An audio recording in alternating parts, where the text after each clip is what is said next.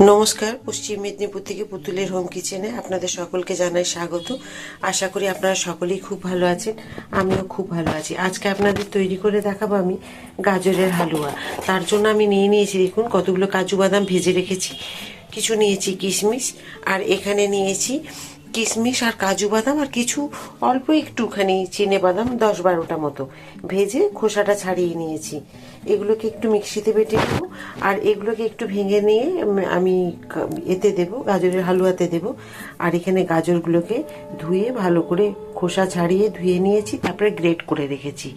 তো চলুন বাকিটা আপনাদের দেখাচ্ছি কিভাবে তৈরি করতে হবে। আজকে গাজরের হালুয়াটা সম্পূর্ণ একটুখানি আলাদা। আমি এখানে ব্যবহার করেছি রিফাইন তেল। আমি যেহেতু এটা খেজুর গুড় দিয়ে করব, তো তার জন্য আমি ঘি দিলাম না, কেননা খেজুর গুড়ে ঘিয়ের গন্ধটা অতটা ভালো লাগবে না, সেই কারণে। তো দেখুন গরম হয়ে গেছে যে তেলটা, এভাবে করে আমি দিয়ে দিলাম গাজরগুলো সব।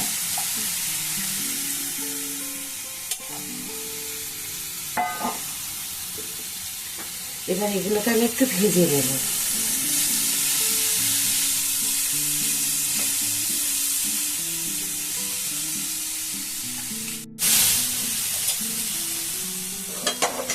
দেখুন এখানে আমি দুধের একদম ক্ষীর করে রেখেছি, দেখতে পাচ্ছেন। এটাকে এখন আমি দিয়ে দেব।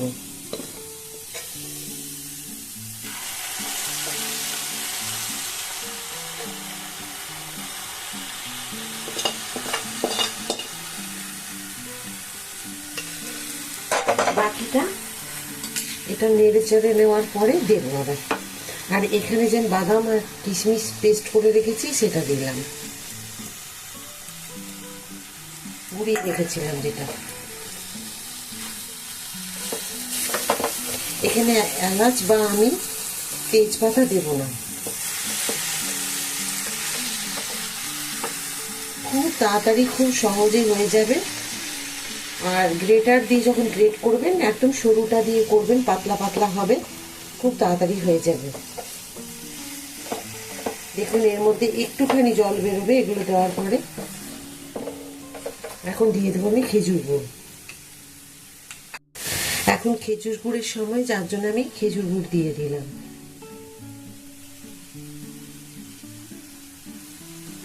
ব্যাস,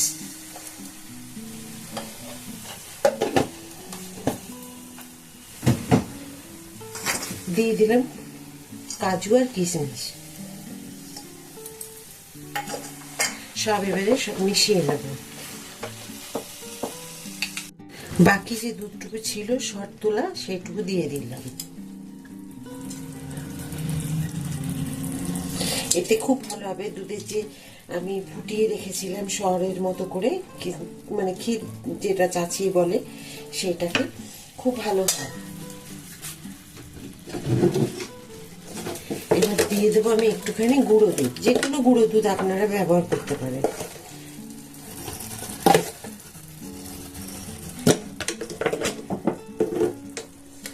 ব্যাস, দেখুন এখন এটাকে খুব ভালো করে মিশিয়ে নেব।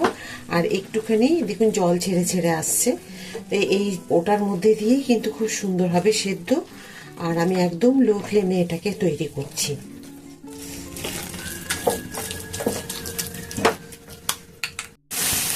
গাজরের হালুয়া আমার রেডি। দেখুন কি সুন্দর হয়েছে। এখন কিন্তু আমি এটা দিয়ে রেডি করে নেব। খুব সুন্দর হয়েছে দেখুন। এইভাবে করুন, দেখুন খুব অল্প সময়ের মধ্যে আমি গাজরের হালুয়া তৈরি করে দিলাম। ওই দুধ দিয়ে ঘন্টার পর ঘন্টা সেদ্ধ করা বা ফুটিয়ে নেওয়া, ওটা কিন্তু ভালো লাগে না। আর খুব মাখো মাখো হয়েছে।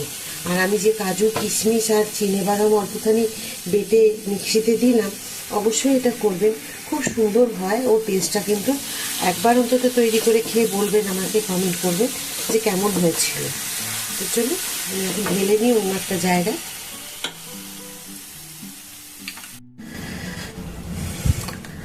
দেখুন গাজরের হালুয়া আমার একদম রেডি। আমি খুব সুন্দর করে প্লেটে সাজিয়ে নিয়েছি। আশা করি আপনাদের আজকের গাজরের হালুয়ার ব্লগটি খুব ভালো লেগেছে। আর শেষ পর্যন্ত ভিডিওটি দেখার জন্য আপনাদেরকে অসংখ্য ধন্যবাদ। এইভাবেই আপনারা আমার সাথে থাকবেন, পাশে থাকবেন।